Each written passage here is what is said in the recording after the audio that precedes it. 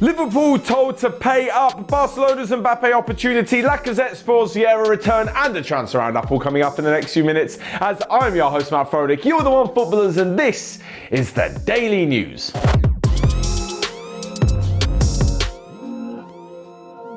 First up, and it looks as though Liverpool are going to have to put their money where their mouth is if they're not only to keep their star player, but to sign a brand new one as well. So first off, let's deal with the keeping part, and that is Mo Salah. And apparently the Egyptian forward is going to be demanding £400,000 per week to sign a new contract at Liverpool. And at the moment, you can hardly blame him for asking for so much money. He's definitely worth it. Salah is not only one of, if not the most informed players in the world at the minute, but on top of this, he makes up part of the deadliest front three in Europe. So he's probably going to know that he or his agent can go into negotiations with a pretty strong hand.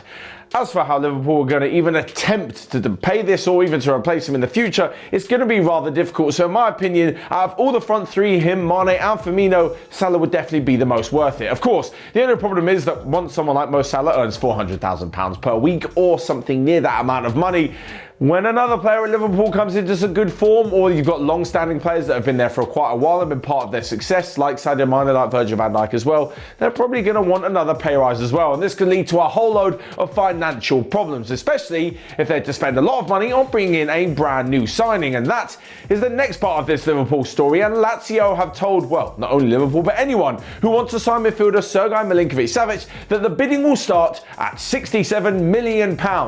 Not exactly a drop in the ocean for most clubs. That's quite a hefty fee considering that is where the bidding is only going to start. Imagine what it'll end up if there are quite a few clubs interested in the midfielder, which there reportedly have been for quite a few years now. He really burst onto the scene with a few good years for Lazio, kind of tailed off maybe for 1 or 2 years, but now it looks as though he is back and in some fine form, and he showed it with a brilliant header at the weekend. The thing is, for Liverpool, they could spend that money on the likes of Savic, or they could trust in one of their own in Curtis Jones. He has been brilliant when called upon this season. It's such a shame that he won't be available for the Champions League match against Atletico Madrid tonight. João Felix was speaking before the game about how they're very wary of the fact that Liverpool do have a fantastic front three, but it's still promising that they'll be bringing a strong team to the tie as well, which of course sees Luis Suarez returning to face his former club, but not for the first time. Next up then, and to Barcelona's Kylian Mbappe opportunity. Well, the opportunity they had to sign him a few years ago, back in 2017, but instead they opted for Ousmane Dembele. Now, of course, it's easy for me to stand here and weigh up the two careers since those few seasons ago and say, yeah, they definitely should have signed Mbappe. But at the time, Mbappe was coming off a breakthrough season with Monaco, and in all honesty, looking at it, you probably would have opted for Ousmane Dembele. It's just the fact that in the years in between now and then, having spent so much money on him and with all of his injuries, it looks as though it wasn't necessarily a worthwhile investment. While Kylian Mbappe is about to go to Barcelona's rivals Real Madrid. Well, certainly that's what it looks like at the end of the season. These comments came from former Barcelona president Josep Bartomeu, who said that they had the choice to sign between the two, but the sporting team at Barcelona went for Dembele instead. And I am not going to blame them for it. I know, like I mentioned, it's easy to look back now and say Mbappe is better, but at the time, Dembele was doing fantastic things with Dortmund and certainly looked like a more creative player that could fit into the Barcelona system. Of course, at that time, Barca had some great forwards, and it would have been very difficult to see how Mbappe would have fitted in better than Ousmane Dembele would. Anyway, like I mentioned before, it looks like Real Madrid is calling for Mbappe at the end. And can you imagine if he had wanted to play for Real Madrid this whole time, which it looks as though he had done? He moved to Barcelona and then still wanted to play for Real. We're entering dangerous Luis Figo territory, and that may not have ended well for anybody.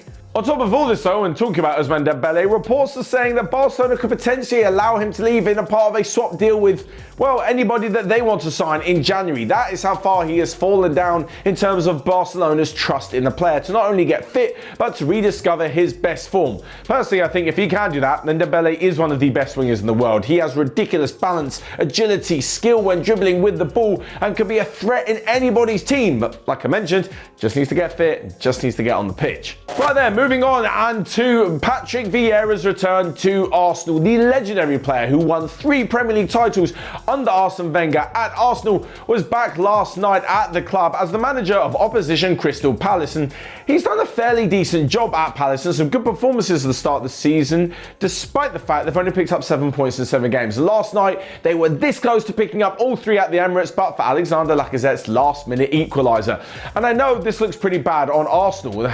It's a game that I'm not saying you would expect them to win, but Arsenal and Arsenal fans will certainly be harbouring hope so they can beat Crystal Palace at home if they're to challenge for some Europa League spots or even some UEFA Conference League spots. But it didn't quite happen like that, and I think all the positives and the praise need to go to Crystal Palace. They're playing more aggressively this season, they're a bit more clinical in front of goal, and heck, even Christian Benteke's found some good form, and with the addition of Vincent Edouard, it looks like they'll be able to find the back of the net on a more regular basis. The 3-0 victory against Tottenham Hotspur was a fantastic one, and they've been looking to build on that ever since, and this is another good performance in a North London derby. Sorry, a regular London derby. Crystal Palace are from South London, for those of you that didn't know. Anyway, back to the game itself, and well, the one thing that Mikel Arteta was complaining about, I actually think he's got a point, and that was the potential sending off of James McArthur. So, Bukayo Saka took an absolute whack to the back of the leg from McArthur, who knew that the ball was gone. It had already been cleared, and he's absolutely volleyed through the England international, and even with a VAR check, didn't get sent off.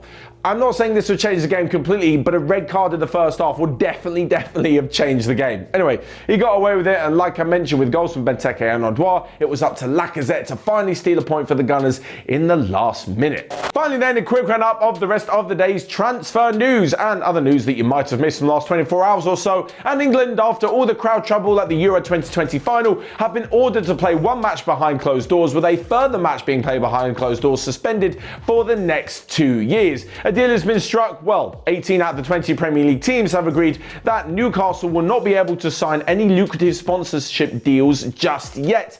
Next up, Manchester City have put an £80 million price tag on Raheem Sterling's head. And lastly, but not least, PSG are interested in a swap deal for new Barcelona signing Sergio Aguero, with them sending Mauro Icardi in the opposite direction. That's all from me then. Check out everything else we've got going on OneFootball, and until next time, I will see you guys later.